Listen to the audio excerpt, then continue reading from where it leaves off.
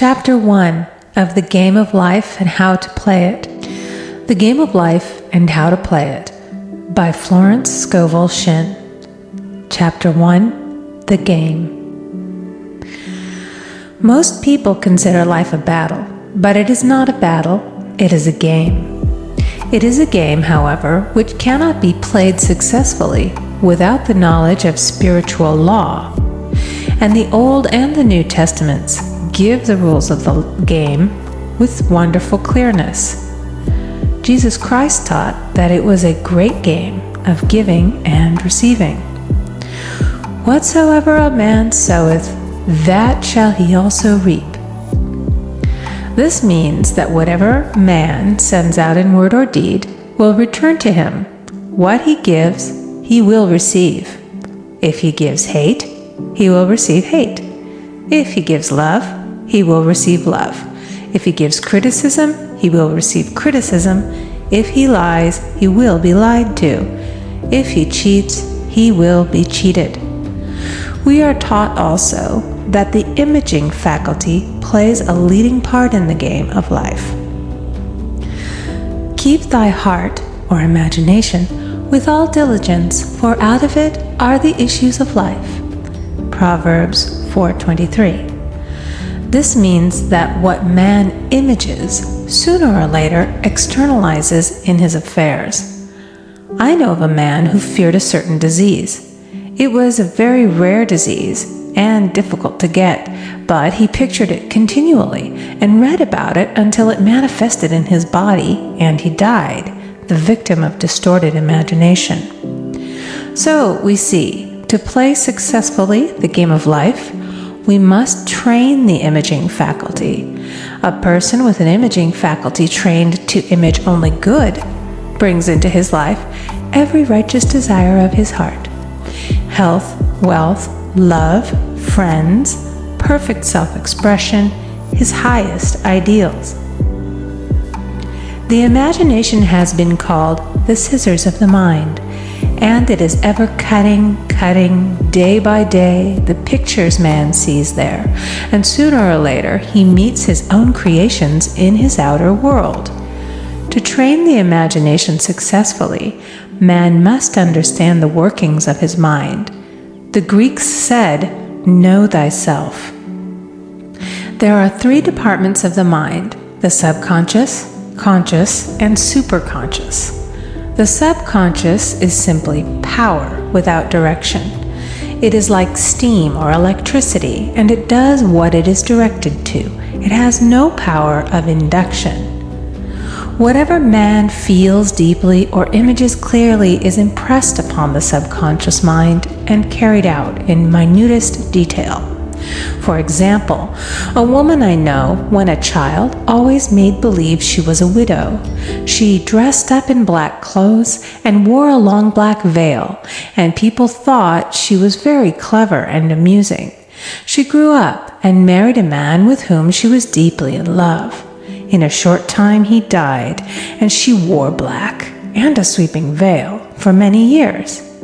The picture of herself as a widow was so impressed upon the subconscious mind, and in due time worked itself out regardless of the havoc created. The conscious mind has been called mortal or carnal mind. It is the human mind and sees life as it appears to be. It sees death, disaster, sickness, poverty, and limitation of every kind, and it impresses the subconscious. The superconscious mind is the God mind within each man and is the realm of perfect ideas. In it is the perfect pattern spoken of by Plato, the divine design, for there is a divine design for each person. There is a place that you are to fill and no one else can fill, something you are to do which no one else can do. There is a perfect picture of this in the superconscious mind. It usually flashes across the conscious as an unattainable ideal, something too good to be true. In reality, it is man's true destiny or destination flashed to him from the infinite intelligence which is within himself. Many people, however, are in ignorance of their true destinies and are striving for things and situations which do not belong to them and would only bring failure and dissatisfaction if attained. For example, a woman came to me and asked me to speak the word that she would marry a certain man with whom she was very much in love. She called him A.B. I replied that this would be a violation of spiritual law, but that I would speak the word for the right man, the divine selection, the man who belonged to her by divine right. I added, if A.B. is the right man, you can't lose him, and if he isn't, you will receive his equivalent. She saw A.B. frequently, but no headway was made in their friendship. One evening she called and said, "Do you know, for the last week, A.B. hasn't seemed so wonderful to me." I replied, "Maybe he is not the divine selection. Another man may be the right one." Soon after that, she met another man who fell in love with her at once and who said she was his ideal. In fact, he said all the things that she had always wished A.B. would say to her. She remarked, it was quite uncanny. She soon returned to his love and lost all interest in A.B. This shows the law of substitution. A right idea was substituted for a wrong one. Therefore, there was no loss or sacrifice involved. Jesus Christ said, "Seek ye first the kingdom of God and his righteousness, and all these things shall be added unto you." And he said the kingdom was within man. The kingdom is the realm of right ideas, or the divine pattern. Jesus Christ taught that man's words played a leading part in the game of life. By your words ye are justified, and by your words ye are condemned. Many people have brought disaster into their lives through idle words. For example, a woman once asked me why her life was now one of poverty, of limitation. Formerly she had a home, was surrounded by beautiful things, and had plenty of money. We found she had often tired of the management of her home and had said repeatedly, "I'm sick and tired of things. I wish I lived in a trunk." And she added, "Today I am living in that trunk." She had spoken herself into a trunk. The subconscious mind has no sense of humor, and people often joke themselves into unhappy experiences.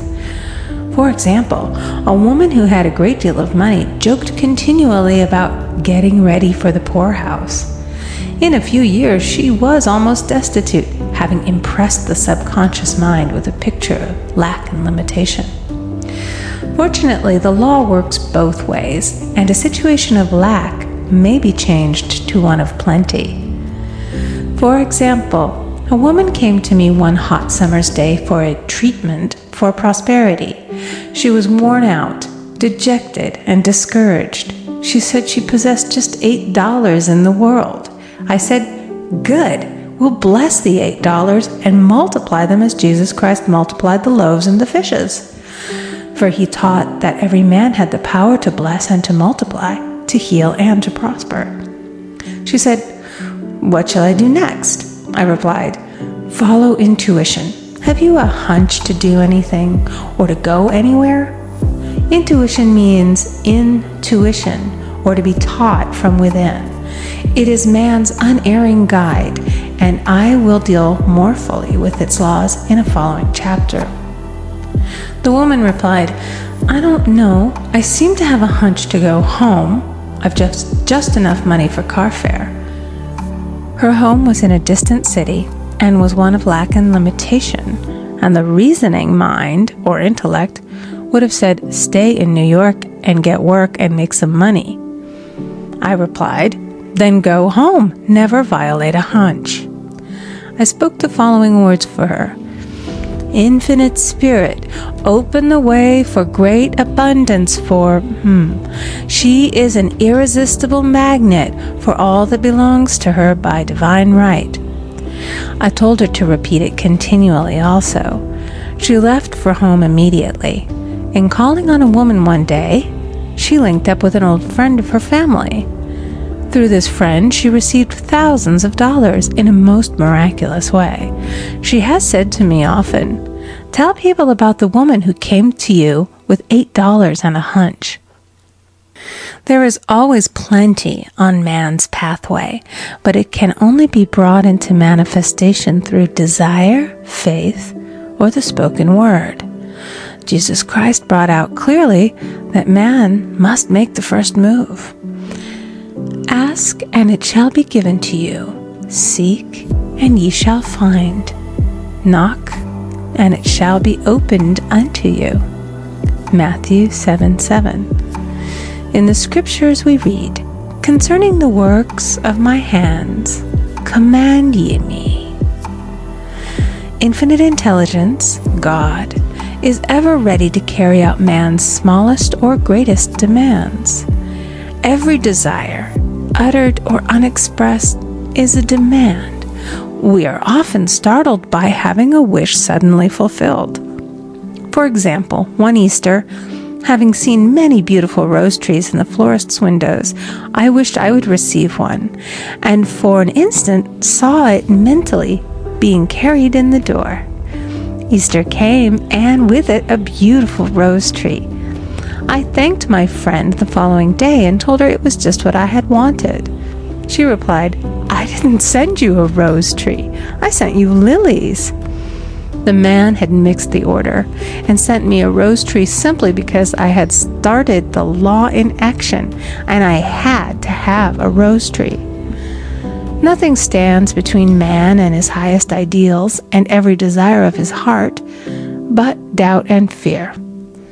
When man can wish without worrying, every desire will be instantly fulfilled.